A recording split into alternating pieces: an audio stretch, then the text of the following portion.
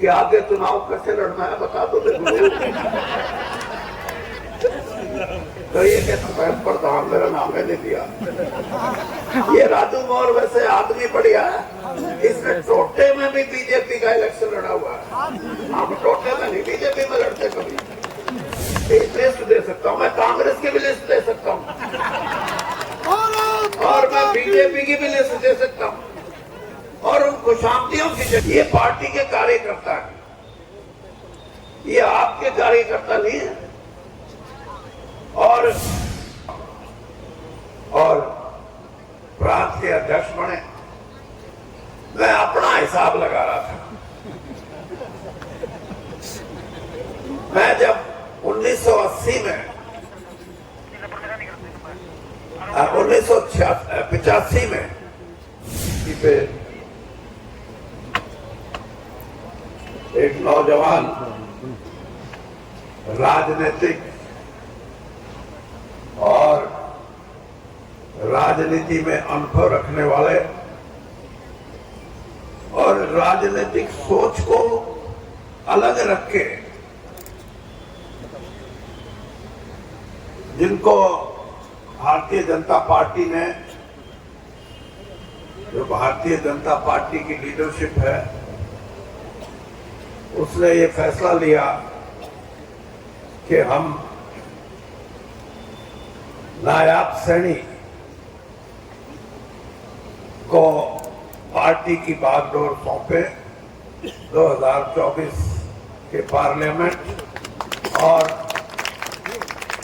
Assembly के जो चुनाव हों, इनके प्रयास से, इनकी मेहनत से पार्टी को मजबूत करने का उनका इरादा है। ये एक नई सोच है। नई सोच से मतलब ये कि कोई भी राजनीतिक दल जब किसी को पार्टी का अध्यक्ष बनाता है, चाहे वो कांग्रेस पार्टी है, चाहे वो बीजेपी है, चाहे वो अब एक पार्टी आप पार्टी है और अनेक ऐसी पार्टियां हैं जिनकी सोच में ये होता है कि किसी बड़ी जाति के आदमी को, जिसकी संख्या ज्यादा हो, उसको छांटा जाए, उसको अध्यक्ष बनाया जाए। लेकिन आज की बीजेपी की जो हमारी नेतृत्व है, सेंट्रल लीडरशिप, केंद्रीय नेतृत्व, उसने ये फैसला लिया कि हम हमारे जो पिछड़ा वर्ग के साथी हैं उनको ये जिम्मेदारी दें कि 2024 का चुनाव वो एक ऐसे नेता के नेतृत्व में लड़े जो जवान भी हो, इरादे भी जिसके मजबूत हो और कार्य करने की क्षमता भी जिसकी हो। तो मैं सबसे पहले तो नायब सैनी जी का अध्यक्ष बनने पे इनको बधाई देता हूं और भारत माता की जय, भारत माता की जय। और जहां मैं बधाई देता हूं वहां मैं अपेक्षा भी करता हूं, ये उम्मीद भी करता हूं कि वो एक सशक्त प्रधान के रूप में उभर के आए। मैं अब इनसे इनकी उम्र पूछ रहा था।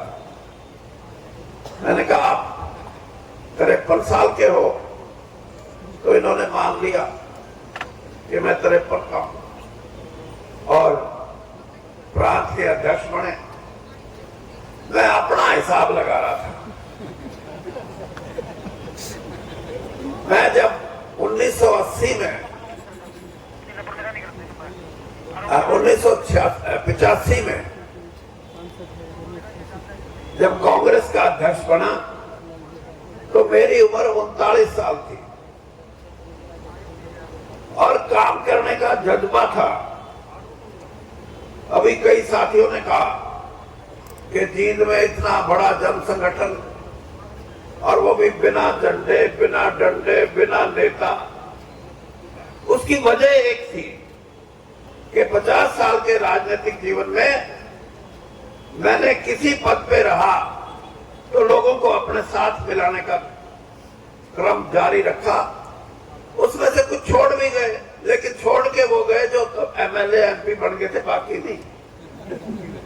हाँ, जिनको कुछ नहीं मिला आज भी खड़े।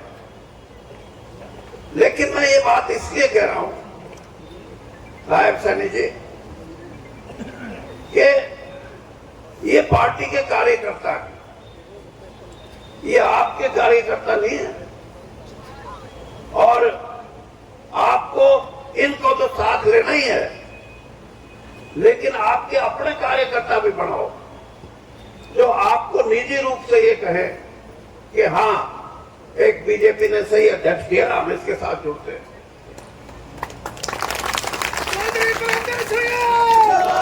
मैं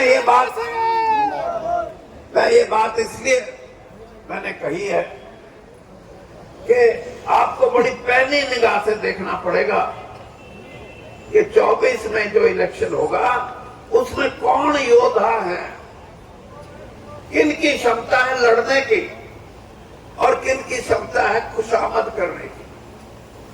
खुशामदियों को छोड़ दो और कहो तो मैं लिस्ट दे सकता हूं, मैं कांग्रेस की भी लिस्ट दे सकता हूं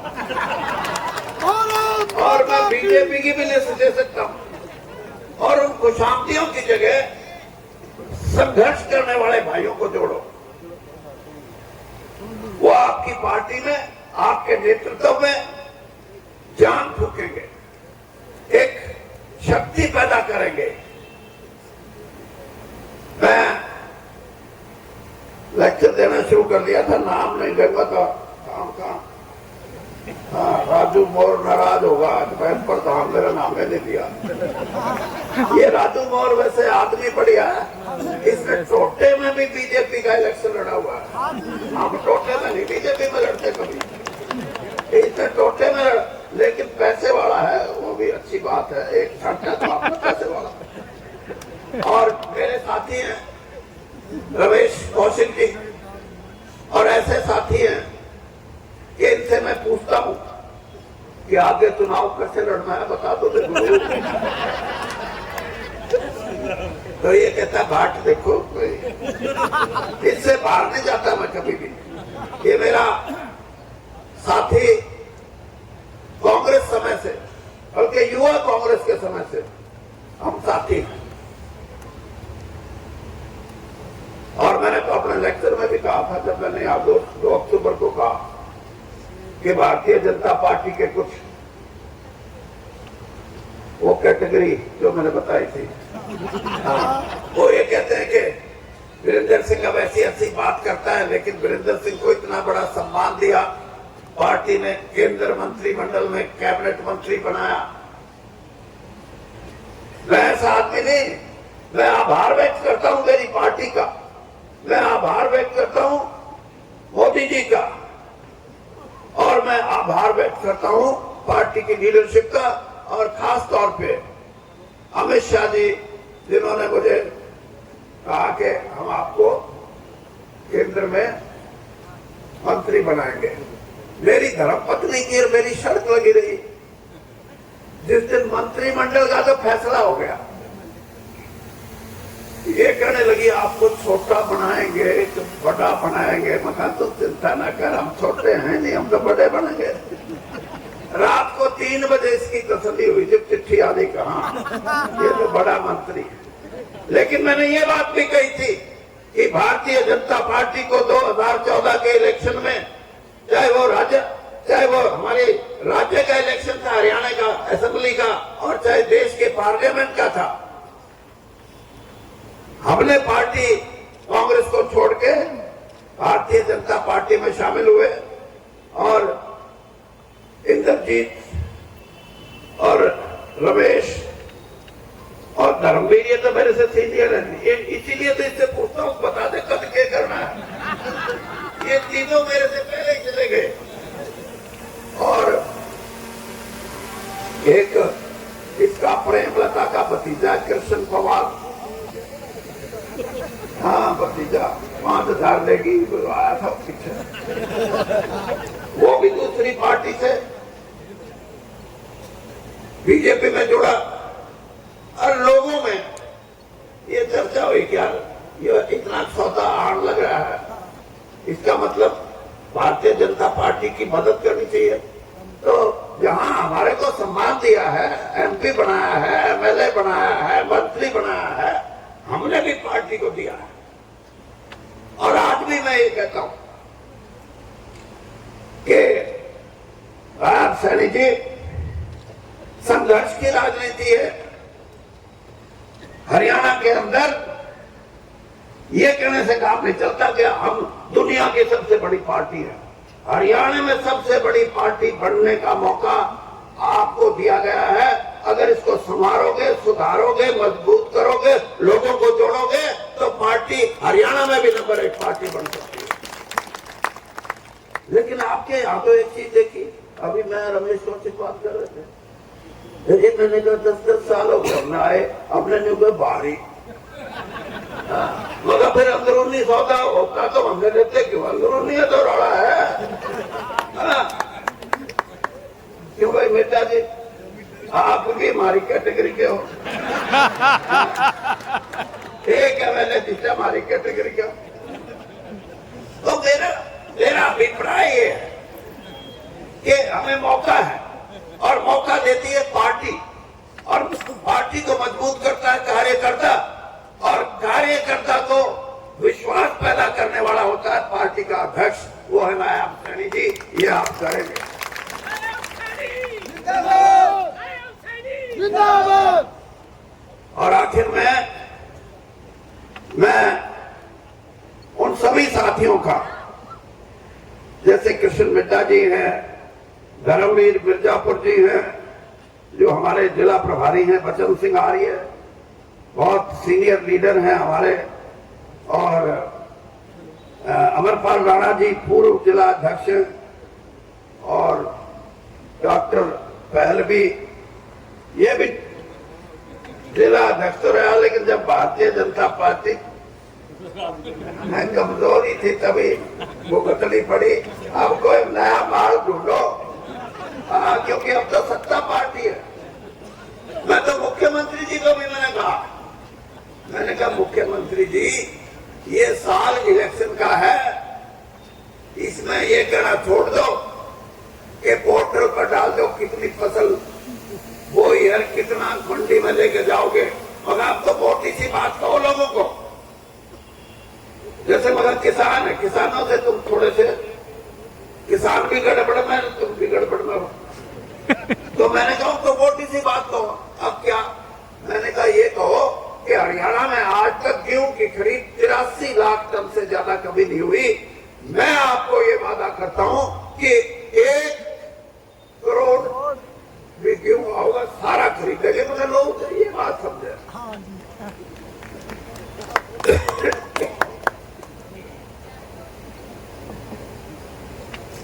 तो इसलिए अगर मुख्यमंत्री नहीं कहे तो आप कहना शुरू कर दो, 10 बात कहनी शुरू कर दो, लोग कहेंगे ये काटेगा भाई, रोज चौराहे पड़ा है,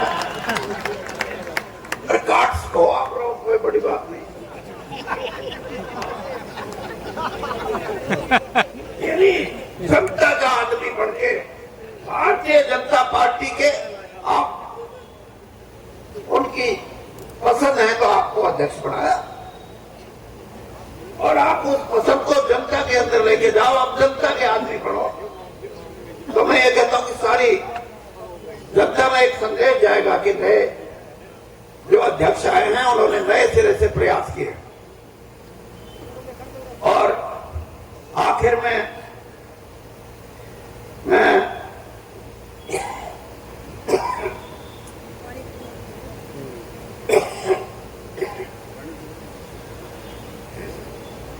जवाहर सैनी जी हैं, सज्जन गर्ग हैं, करमवीर सैनी तो हमारी कैटेगरी का है, तो बात से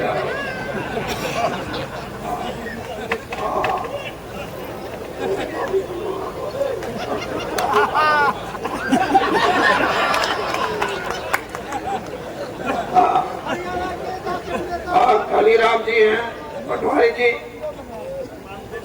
और कुलवंत बाजीगर और बहुत से साथी हैं हमारे, और हमारे पार्टी के महामंत्री हैं हरियाणा के। धर्मवीर, लोगों को पता तो लगना चाहिए असल बात क्या है।